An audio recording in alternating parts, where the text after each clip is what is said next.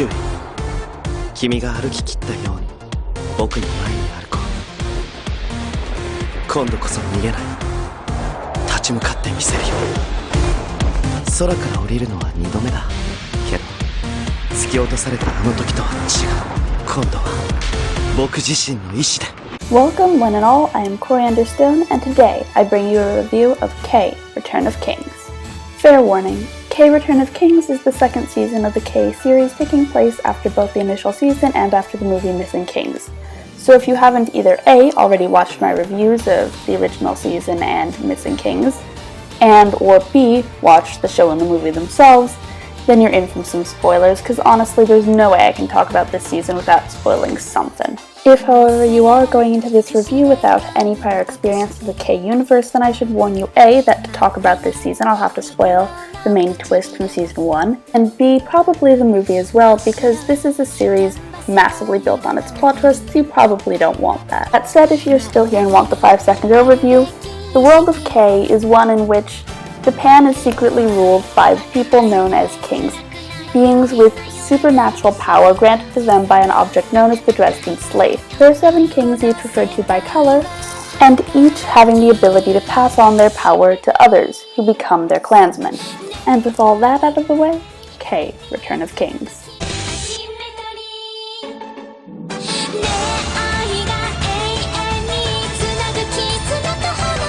Return of Kings begins just after the end of the movie.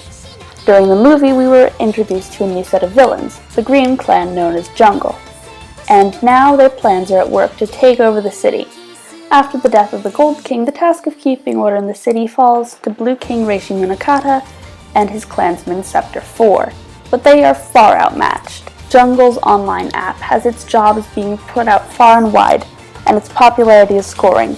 With Jungle easily the largest clan, Scepter 4 is easily outmatched, and they're not alone. Jungle has decided to also take on Homura at the same time, and Jungle is also targeting Silver Clansmen Kuro Yatagami and Neko, prompting Yashiro's return to defend his clansmen. What makes K Return of Kings so interesting is the way it changes in format from the original season of K. The original season, K Project, was a supernatural Durarara-esque murder mystery, focusing on the point of view of main character Yashiro Isana as he desperately tried to prove that he was not the colorless king.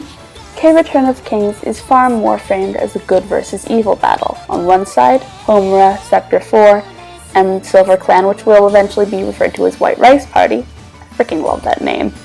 And on the other, Jungle. Hero, villain. Should be straightforward and simple, but it's not. The thing is that while K is now being told like a traditional hero-villain story, it's not being told like a traditional hero-villain story. Let me explain. Originally, K initially focused on Yashiro's point of view while maintaining anonymity as to who the good and bad guys were. But now, while Yashiro is technically the protagonist, all of the different groups are getting equal amounts of screen time, so that even though you know Jungle is the antagonist, they, along with Homura, along with Scepter 4, along with White Rice Party, along with Yashiro, along with Kuro, along with Fushimi, along with Yada, along with you get the idea, are all getting pretty much equal amounts of screen time, meaning that the role of main character has become much less clear. In fact, if you didn't know that Yashiro was the main character because of the initial season, I don't know if anyone watching Return of Kings would be able to figure it out. I mean, they might just as easily have pinned the title on Kuro, or Fushimi, or Yada, or on Nagare himself.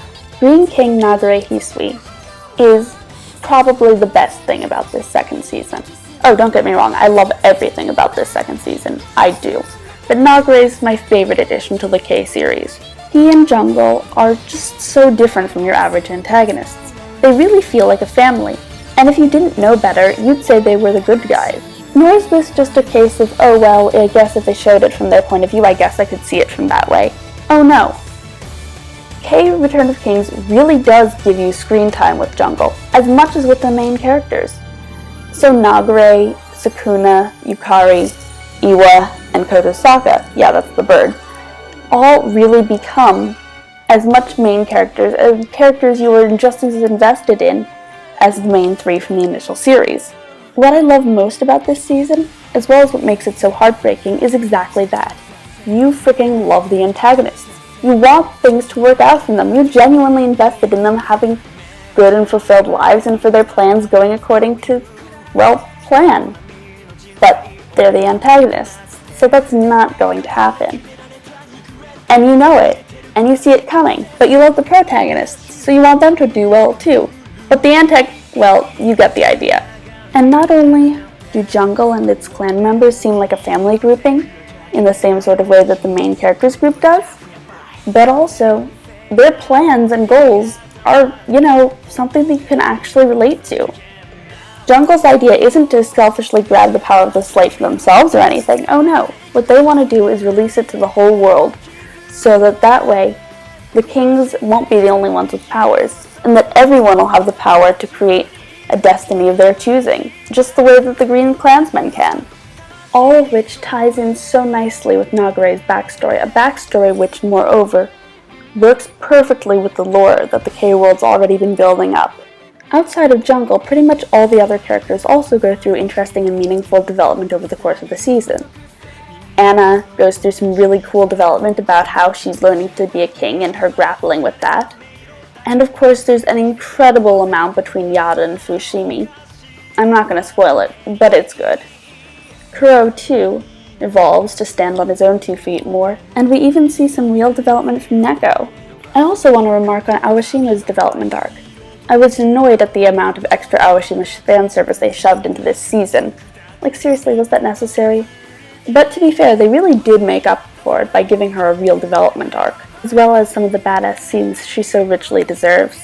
And speaking of Scepter 4, Munakata also went through a huge amount of development over the course of the season, in ways that were honestly really unexpected and really interesting to watch. For Yashiro, this wasn't so much a development season as a season for him to realize how much he had already developed and changed, and to grow to accept who he is now, as evidenced by that opening clip of him saying that he won't run away again. Again, and again, and again. Seriously, they play that clip at the end of the movie, at the end of the first episode, at the beginning of the second episode. I swear if I see it one more time. That's it, I'm done. But watching that clip for the 100 millionth, bajillionth, trillionth, isn't that before bajillionth? Anyway, watching that clip yet again reminded me how much I need to talk about the animation.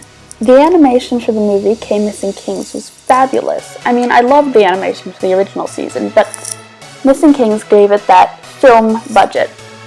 And I don't know how they did it, but somehow they managed to keep the Missing Kings film budget for the entirety of Return of Kings. And now while I'm talking animation, I should probably bring up the opening, the ending, and the soundtrack in general. And I could spend a while talking at you about how good they are, or I could just do this.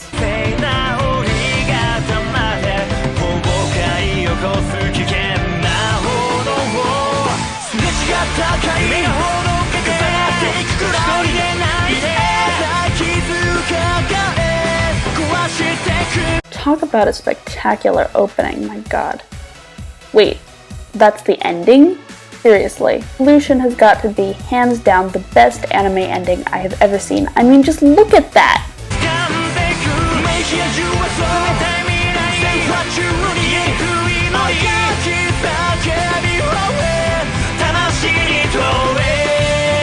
Hell, not even Ufotable puts that much budget into its endings. Oh, and featuring a song written by the band Angela and sung by Anna's voice actor, the opening's really good too.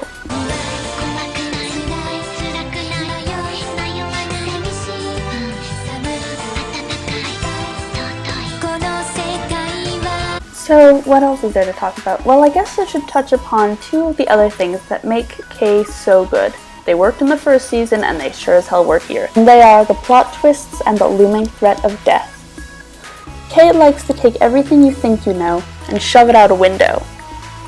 And this season may do that less than the initial one, but it's still got some amazing plot twists. Especially the identity of the 6th king, the thing that the fandom was guessing at ever since Missing Kings came out. Well, let's just say that the first thing I thought was, I did not see that coming, and the second thing was, how did I not see that coming? It's an amazing twist, and one I won't dare spoil. So I'm going to move on to the other thing, which was the looming threat of death. K Season 1 definitely had that, but here, I'd say there's even more of it.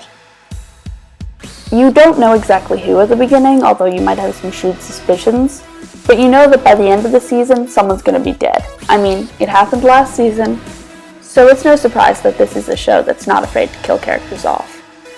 And sadly enough, you would be right. I won't say who, but by the end of the season, someone's going to be dead, and you won't be happy about it.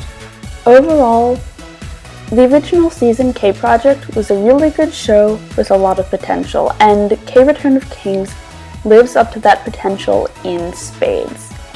And for that, I give it a rating of a 6 out of 5 stars, a rating reserved for anime I honestly believe to be friggin' perfect. Which, TBH, I think Return of Kings is. And if you don't agree with me now, loop the ending a couple of times and then we'll talk. For alternate anime recommendations, I point you toward another recent anime, actually a more recent one, that also involves pairs of supernatural beings running around a city making chaos, and some villains you can't help but love, and that is Servamp. If you're looking for another anime that tests your moral boundaries and brings up into question whether the villains actually have more humanity than the heroes, but in a much more serious and darker context, I point you toward Psycho Pass. And finally, if you're seeking another show with just as much originality and gorgeous animation, although with decidedly less action, I point you toward Sunday Without God. Then I'm going to go sit in the corner and cry because this is clearly the last season of K that we're getting. Oh wait, what's this? K7 stories confirmed?